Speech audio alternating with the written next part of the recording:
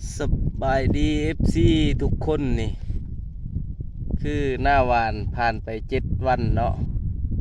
กะสีประมาณนี้แหละกำลังเนาะในช่วงฝนครึมๆเนาะเป่งน้ำบ่ตกโอ้ยมองออกมองบอนี่เนาะอืมก็งามอยู่ได้ FC อุ้ยกำลังกำลังเขียวกระจีขึ้นมาอ่าอีกเนาะอีก7 วันเขาก็สิมาใส่ปุ๋ยเคมีลงไปเนาะเพิ่มความงามให้เพิ่นนี่กำลังเขียวเลยทุกคนเนาะโอ้ยอยากทีโพดเพิ่นว่ะหลายคนก็ว่าอยากทีอยู่เนาะ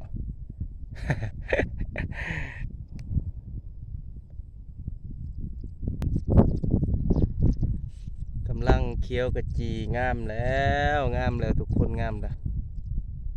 นี่กำลังตั้งหน่อขึ้น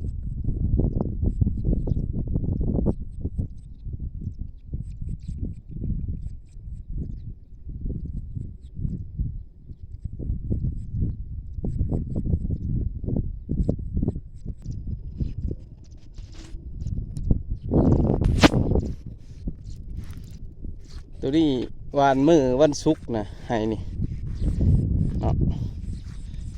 คือวานวันศุกร์นะแต่วานยังบกเถื่อถ้าน้ำพ้นบ่มาเติมนี่ก็คือสิบกอยู่เนาะ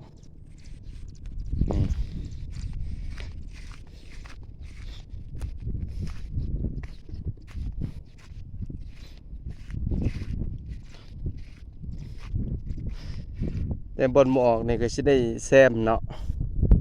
กับบ่หลายบนบ่ออกนี่เพราะว่าน้ำเป่งบกเนาะเนื่องจากว่าฝนลงมาต่อเนื่องหลายคุณแหละ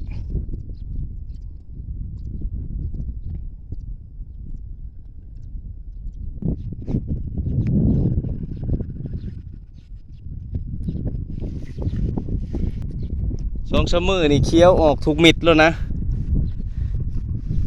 สำหรับตัวนี้กำลังหวานเนาะนี่ฮะวันนี้วันที่8มันบ่มามันไกลเลย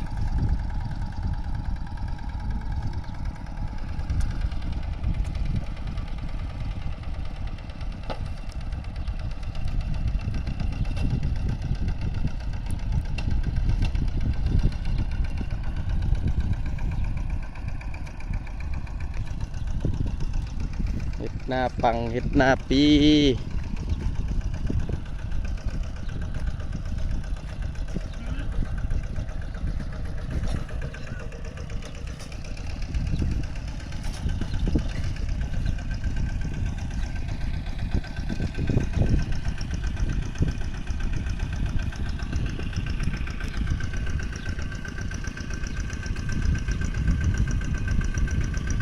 หญ้าอันนี้มันบ่ล่มมันบักหินฮะนี่ได้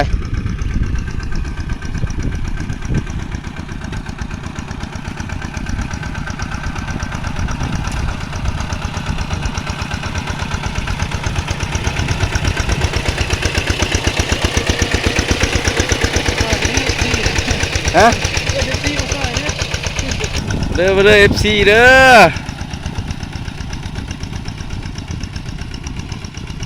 มันแห้งนี่ผู้จักมันลุกมันนู่นเนาะให้นั่นปลามันแห้งก่อนเนาะให้กุ๊กเล่าจังเป่งตัวนั้นลงเป่งในเจแล้ว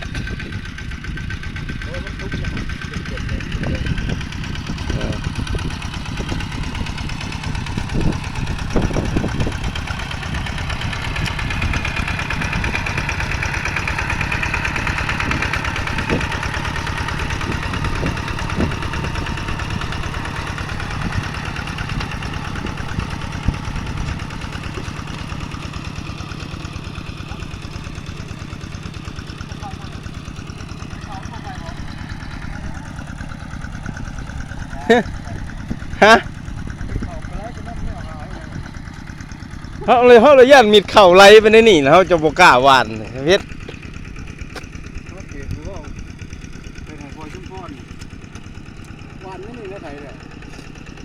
หวานน้ำเลยนะวะ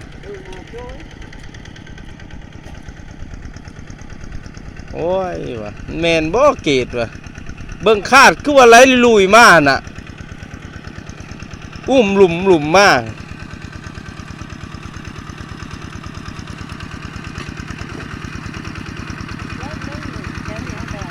ฮะ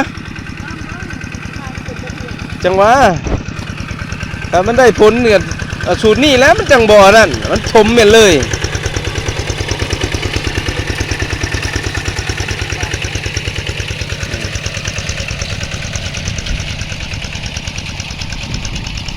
เทนู่นน้อยๆนั่นถ้าแม่นว่าเขาใส่สองตาครึ่งนั่นสองตาน่ะพอดี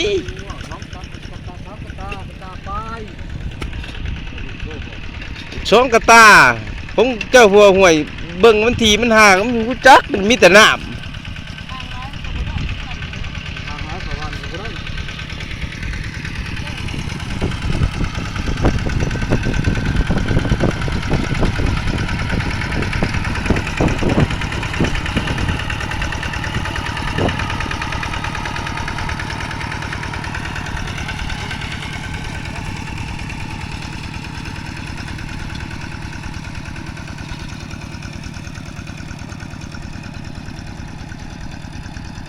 ไปกินมึงดู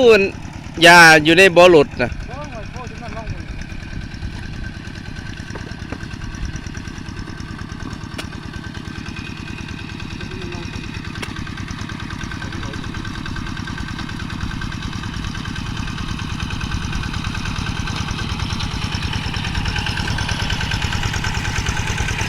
หน้าปังหน้าปีปีฮะคืนเอาให้ใหญ่บ่เออเอ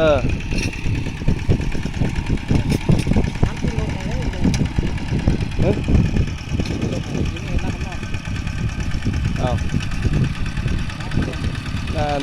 เขาหน่อยเป็นได้ไดยังบ่ได้หวานบ่คือเห็นแต่ติ๊กไปหวานอยู่